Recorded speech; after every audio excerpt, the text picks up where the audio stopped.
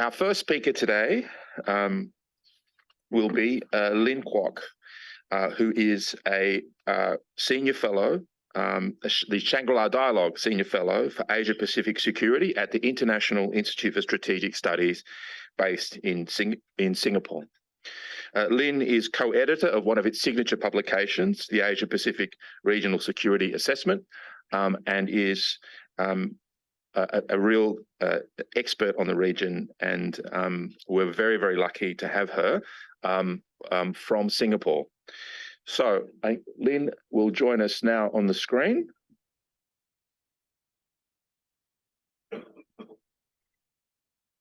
Technical problems as always. Not as always, but occasionally. I think it's our first one. Oh, she's there. Okay.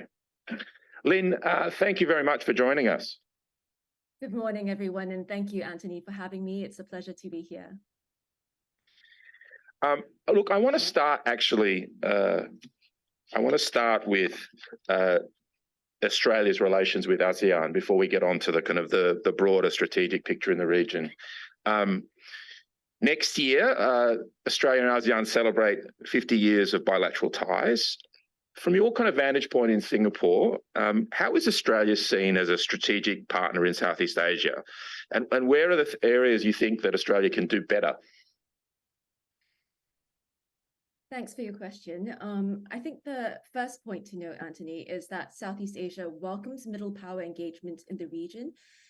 Such engagement helps to maintain the balance of power, potentially takes the edge of US-China rivalry, and also expands the region's strategic and economic options. So in this respect, Australia is considered an important partner to the region. Since 2021, Australia has enjoyed a comprehensive strategic partnership with ASEAN. It's also a member of the Regional Comprehensive Economic Partnership Agreement, or RCEP, which involves all 10 of the ASEAN countries and is now the world's largest free trade agreement by members' combined GDP. Together with New Zealand, Australia also has a free trade agreement with ASEAN, which it upgraded in 2023 to foster deeper regional economic integration. Australia also collaborates with Southeast Asian countries in key areas, including in addressing shared maritime challenges. So I think all in all, Australia shows clear contributions to Southeast Asia and important ties. That said, in the past year, Australia's ranking as Southeast Asia's choice of partner to hedge against the uncertainties of US-China rivalry dropped from 3rd to 4th position in a list of 6. This is in a poll conducted by the Institute for Southeast Asian Studies every year. India, on the other hand, which had ranked last in 2022, managed to double its ratings from about 5% to 11% in 2023 to take the 3rd spot. Now, the reason cited for this was possibly India's strategic autonomy. And so if that's indeed the case, a question which arises is whether Australia's strategic alignment with the West, most notably through its stance on China, the quadrilateral security dialogue, and the AUKUS submarine deal has caused or will cause the region to view Australia more warily. Now, as for areas that Australia might be able to do better in, I think two areas. First, economic engagement is very important to the region, and your Prime Minister Albanese himself, recognized in his recent trip to Jakarta for the ASEAN summit that trade ties with ASEAN could also do with some boosting. And I think second, and more generally, the region is watching to see if Australia adopts a position on China that is not necessarily confrontational, but targeted more narrowly at pushing back against unlawful and coercive Chinese action. And this, of course, will impact or have implications for the region's desire to forge stronger ties with Australia. Great, thank you. We're told that US-China competition is playing out in the region as well. So I want to ask a couple of questions about that. I want to start with China. I mean, China is already seen to have a great influence in the region, has long-standing ties with a number of countries. I mean, to what degree do you think a further growth in China's influence in the region is inevitable? And how do you see China's relationship with the region panning out? Well, I think China's influence in Southeast Asia will depend on several factors. First, how China behaves. The single most important issue that hurts China's image and relations in the region is the South China Sea dispute. And for that reason, I repeatedly make the case to the Chinese that if their priority is indeed US-China competition, and it appears that it is, then it should be making it the top of the list in terms of things to do should be making nice with its neighbors in the South China Sea, which has really allowed the United States to rally countries, not just in Asia, but also in Europe against China for its actions there, flouting the rule of law. The second thing I think that will influence China's influence in the region will be China's economic trajectory, or at the very least, the perception of China's economic trajectory. Southeast Asian countries have shown themselves to be willing to tolerate Chinese actions in the South China Sea for economic benefits or the promise of economic benefits. So I think, where the economic winds appear to be blowing is important. And the third factor that will influence China's influence in the region is how other countries behave and what options they bring to the table. Southeast Asia wants no part in confrontation against China, but what they might be persuaded to push back on, and even this is sometimes a hard slog, is unlawful Chinese activity. So insofar as other countries, the United States and its allies, are able to frame their actions as targeted at defending and promoting the rule of law, as opposed to framing it as opposed to framing competition to be won against authoritarian states by democracies, for instance, Southeast Asian countries might be more willing to come on board.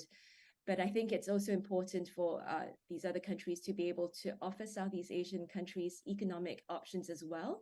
And so it goes back to what more Australia can do. And so even though the rule of law supports economic development, I think in the region, I think there's a clear sense that the rule of law does not fill rice bowls. Right. Let's come to the US now. The US also has long-standing ties in the region, but the word that most often seems to come up in relation to the US and Southeast Asia is reliability. How much can the region rely on the US? How do you think the region views its relations with the US at the moment, and particularly on that question of US reliability?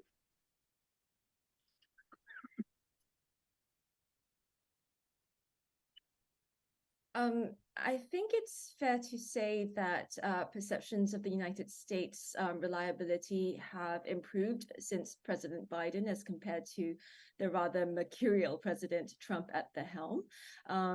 That said, I think there will always been and will likely always be concerns about US reliability in Asia. If we look back, even a decade or more ago, there has been a fear in Southeast Asia about US abandonment. And the fact of the matter is that, the US is some distance from Asian shores. And I think President Biden's recent absence at the ASEAN summit would no doubt have reinforced the sense of the questions around US reliability. On the other hand, I think it's important to note that the US under Biden administration has made strides in terms of engagement with the region. It has not only made the Indo-Pacific its priority, which the Trump administration also did, it has worked effectively with allies and partners. Under the Biden administration, the US has strengthened its ties with the Philippines, with whom it has expanded its enhanced defense cooperation agreement, which has allowed access to formal military bases, as well as improved relations with Vietnam, with whom it now has a comprehensive strategic partnership, which was an upgrade of 2 levels. The US also has enhanced its unilateral engagement with Indo-Pacific countries, thereby anchoring the US to the broader region. Moving forward, if we look at the Trump presidency, I think this might, of course, hurt perceptions of US reliability in the region, but it's also careful not to overstate the impact of a Trump presidency in Southeast Asia, as I think, Europe clearly would be aghast at any Trump presidency, but Southeast Asia is a pragmatic region, and Southeast Asia is going to be working with whichever US president comes into power. And also, I think during the Trump administration, it was shown that, while not ideal, a decent foreign policy team can circumvent an erratic boss. And I think it was under a Trump administration, not an Obama administration, that the International Tribunal ruling in the Philippines case against China was finally embraced by the United States for its merits. In particular, that part of the ruling that stated that China could not claim an exclusive economic zone from any feature in the Spratly group of islands. And this in turn had important implications for not just the Philippines, but also other Southeast Asian littoral states' ability to enjoy their exclusive economic zones free from any Chinese claims. So I think, it's important to note that the most important thing is US policy, not the US president. Great. At this point, I'd like to remind the audience that if you would like to ask Lynn a question, use the event app. You've got the QR code on that card on your chair, and the question should get to me, and I'll be able to ask Lynn. Lynn, I just want to turn now to ASEAN and the slightly vexed question of ASEAN centrality and ASEAN's functioning as an organization. I mean, can ASEAN sustain its centrality and relevance to the region's affairs, particularly amidst the the geopolitical churn that we're seeing in Asia more broadly? Well, if by geopolitical churn you mean the increasing US-China competition or intensifying US-China competition, the emergence of various minilaterals, which have in a sense, not deliberately, but essentially bypassed ASEAN, I think that there is no doubt that ASEAN is seeing increased challenges to its relevance, not least its centrality. But I think even prior to these developments, prior to US-China competition, prior to the emergence of minilaterals bypassing ASEAN, ASEAN centrality and relevance was already called into question by its inability to address problems in its backyard, whether this was the South China Sea dispute or the Myanmar crisis, which has seen various forms since, for several decades now.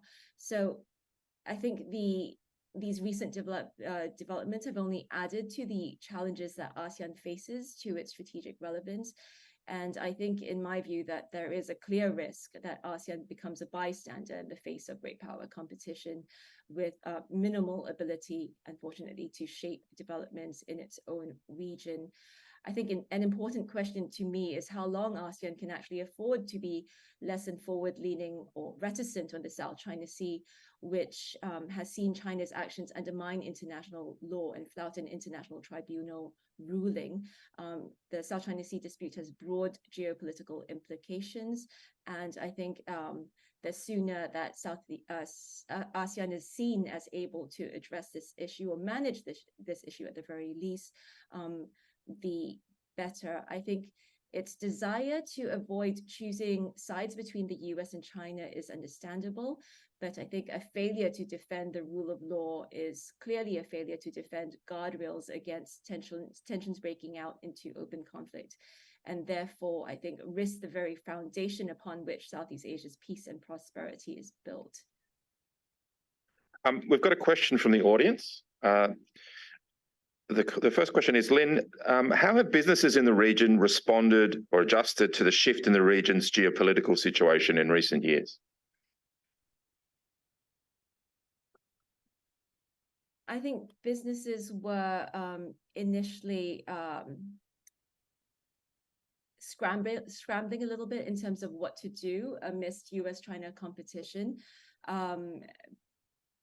Obviously, they sought to keep their head away from the fray or to stay away from the fray. But I think it's increasingly difficult for businesses not to ignore geopolitical developments and seek to continue with business as usual. So I think some have sought to come up with a clear sense of where they should be looking towards. So whether they need to look towards, relocating some of the businesses, etc., to avoid any U.S. policy that would get them caught up in the U.S.-China competition.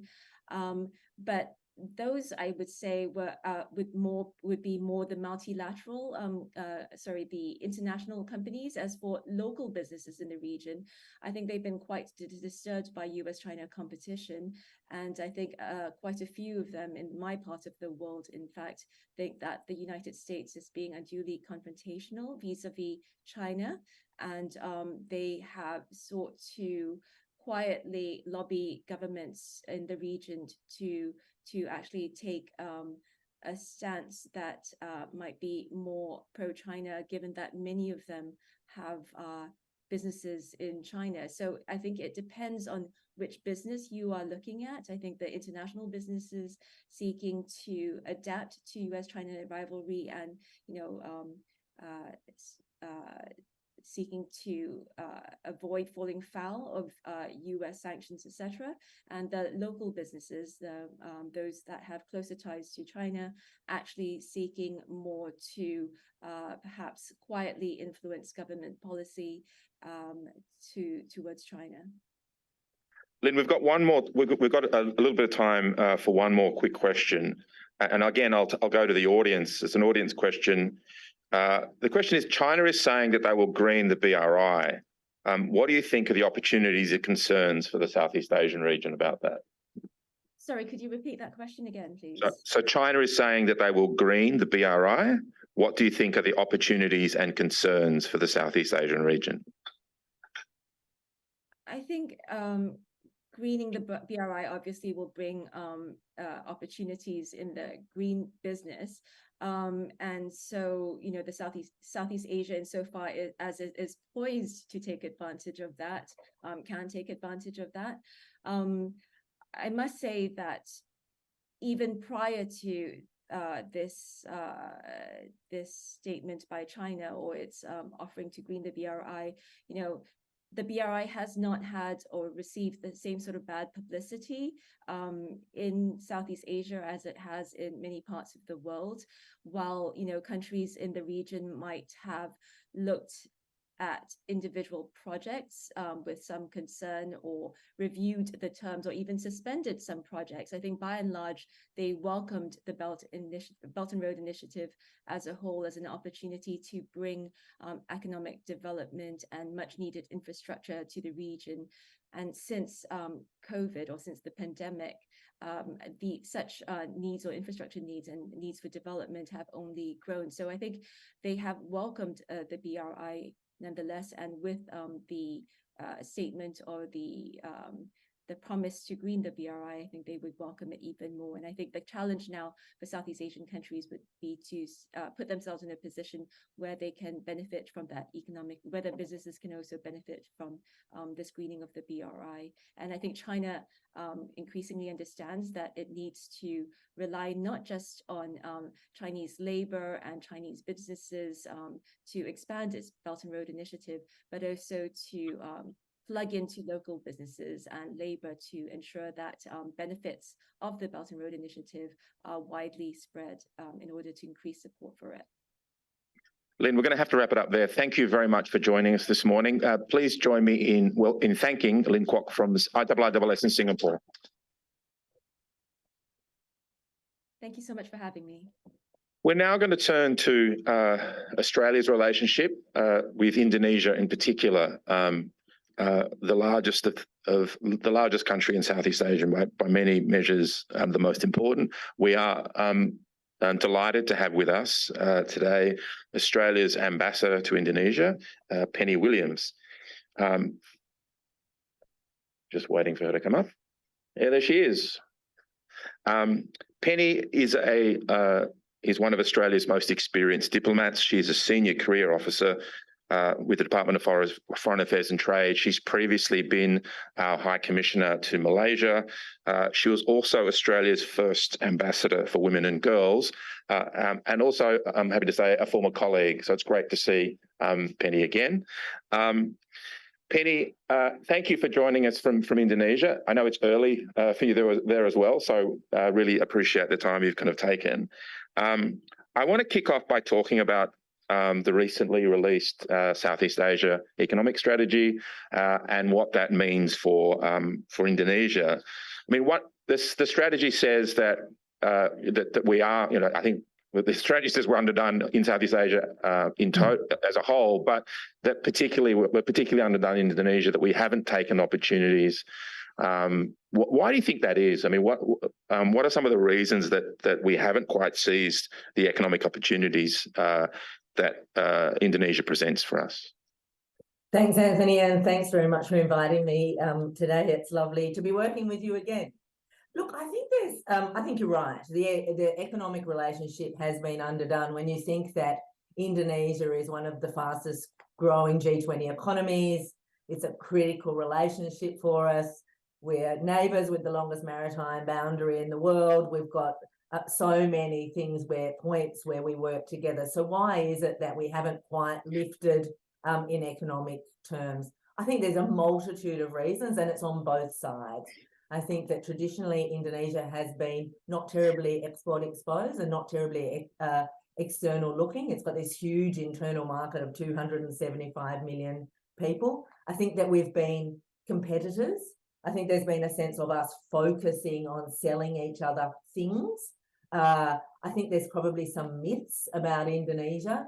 I think there's probably a lack of awareness about Indonesia and the opportunities that it presents. So I really think that the Southeast Asian economic strategy and also, I must say, Anthony, the commitment of both leaders, the President and the Prime Minister, to really lifting economic engagement and seeing it not just as selling widgets to each other, but also greater sort of strategic engagement, investment, what we can do together in services.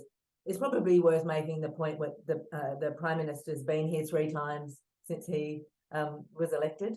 That's why I look a bit tired. But he, when he first arrived 15 days after he was elected, he brought us he brought a senior delegation of the big end of town, and it was really to say, actually, we're engaged. And every time that he's been back, it's been very much focused on what can we do to lift economic engagement, including the launch of the Southeast Asia economic strategy in Jakarta last month. Similarly, the President, when he's visited Australia, has been very much focused on what we can do in terms of economic engagement. So lots of that's around facilitation. We've just increased, or the government made a decision to increase the period of validity for business visas. This has been one of the sort of things that gotten in the way of facilitation and easily movement of people. So I think that, yes, historically, on both sides, there's been reasons that we haven't done what we need to do to lift economic engagement.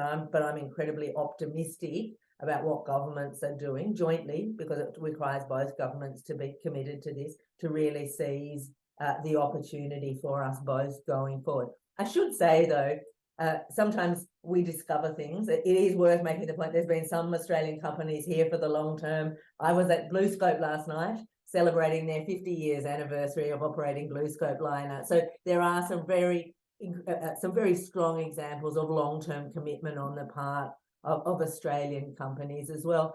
And one of the fantastic things is how much they're willing to work with Australian companies and Indonesian companies to dispel the myths about operating in Indonesia. So Penny, looking ahead, what do you see as the most prospective areas of the Indonesian economy for Australian companies? So I think there's lots of prospective areas, but let's just have a think again about those stats. Population of 275 million, quite a young population, really fast growing middle class, high levels of digital penetration, mobile phone ownership, internet penetration. And when you look at what Indonesia is trying to do to its economy, feed its people, educate them, give them healthcare, it sort of starts to write itself. So food and ag is a huge one. We're already quite prominent here, but the need for protein and the interest in what we're able to do in that sector is quite significant.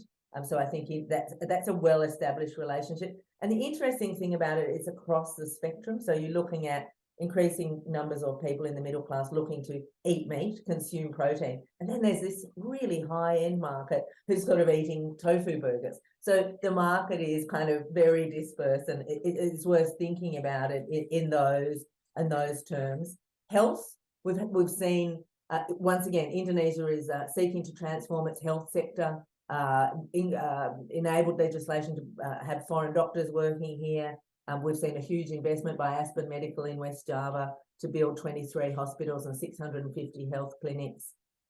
Energy transition is a huge one, and lots of companies really interested in what can happen here in that. We've got a $200 million Australia-Indonesia climate infrastructure partnership, which is to sort of de-risk private investment.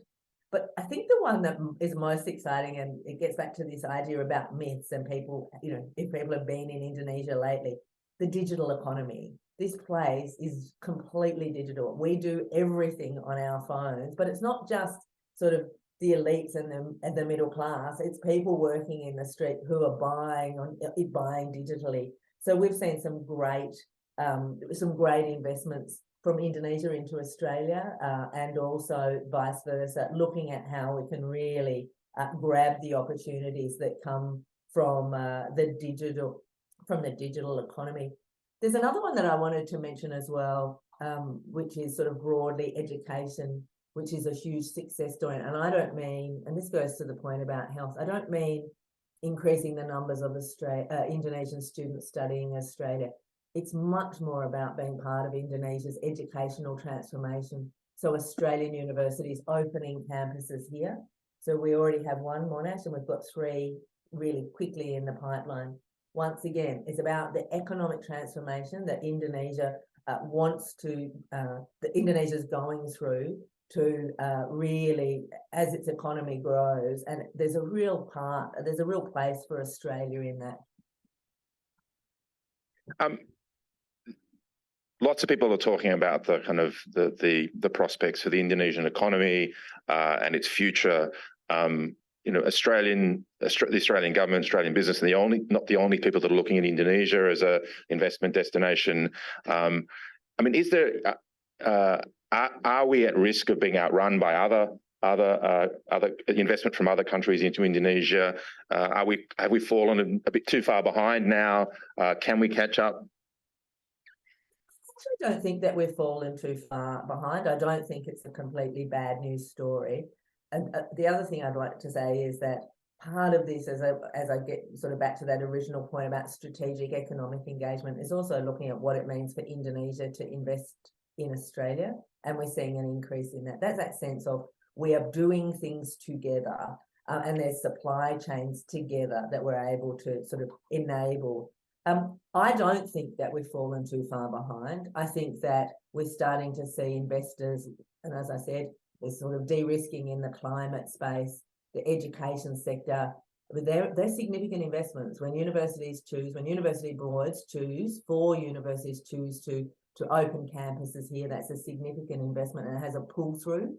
And when you look at the investment in healthcare, and then there's a pull-through to education and training. So you can actually see these investment ecosystems. I do think that there's a really important role, though, for awareness raising, and that's one of the things that Nicholas Moore points out in his Southeast Asia economic strategy.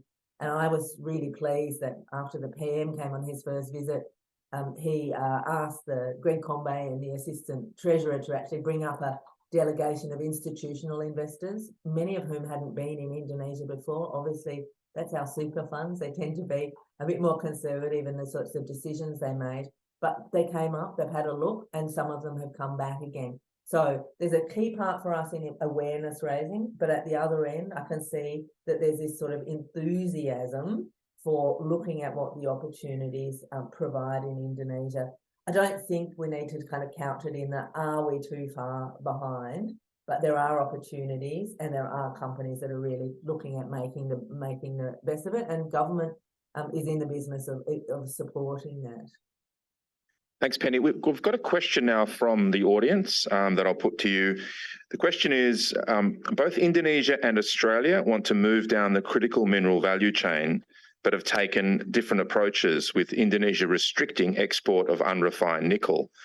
Can you comment on this difference of approach and opportunities for collaboration in this sector? So I do, I mean, obviously there are different policy approaches to this, but there's been so much work done on where the opportunities lie for us to work together. WA has got an MOU with Indonesia or with Cardiff to look at options. There's quite a lot in the business, in the commercial space, commercial collaboration. There's also some opportunities for us in ESG. There's some opportunities for us in terms of working closely with Indonesia to develop the industry here. So instead of seeing us necessarily as competitors, and instead of seeing that there's too many barriers in the way, given our different policy drivers, I actually am quite, I mean, Indonesia is incredibly forward-leaning in what it wants us to do. I do think there are actually opportunities for us to work in the critical mineral space together. But some of that's about rethinking how we work together.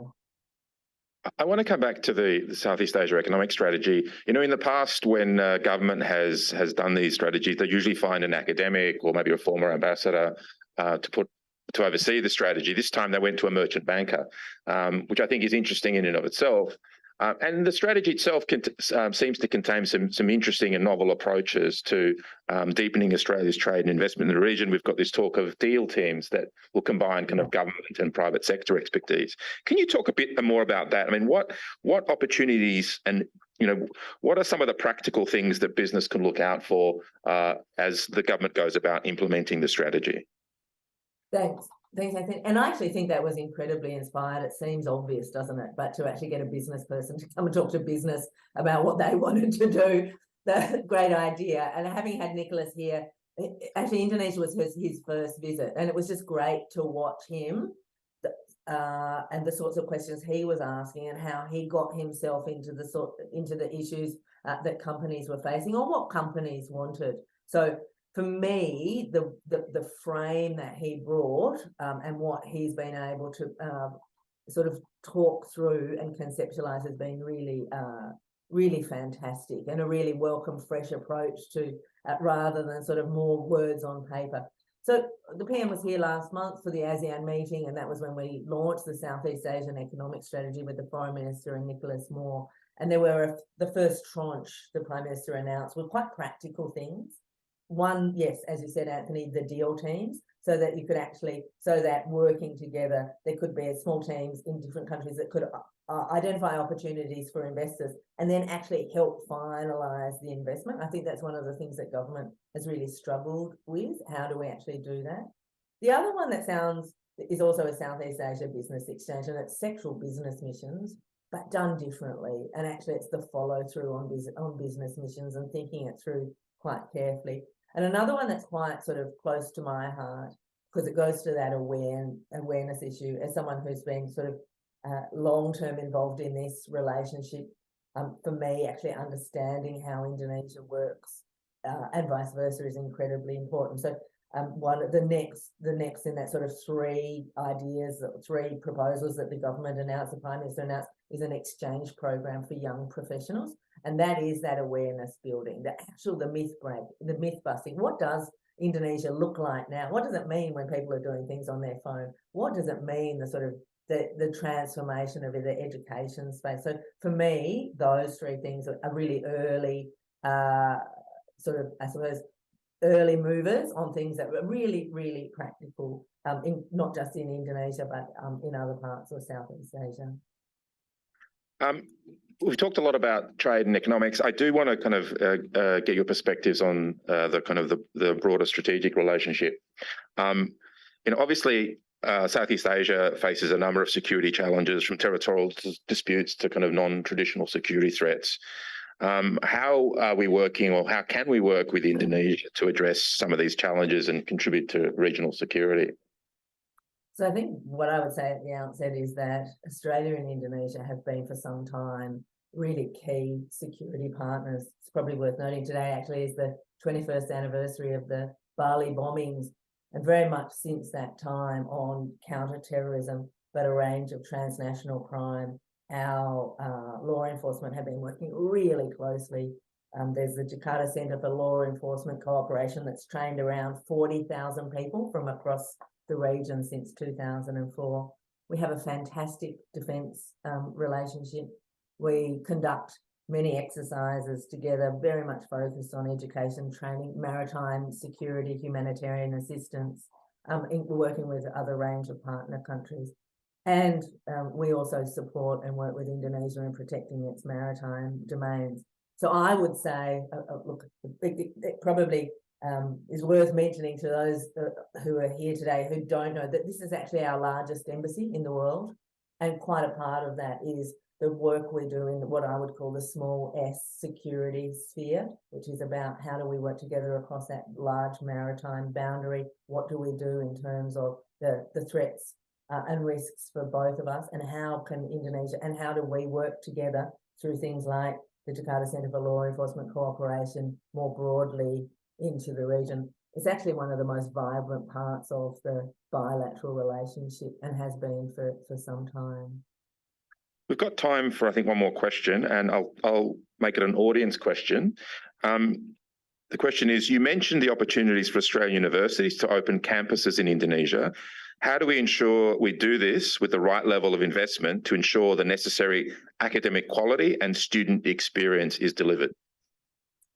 Yeah, thanks. Good question. Indonesia's not just sort of opened the doors willy-nilly. I mean, they've got quite a strong regulatory framework.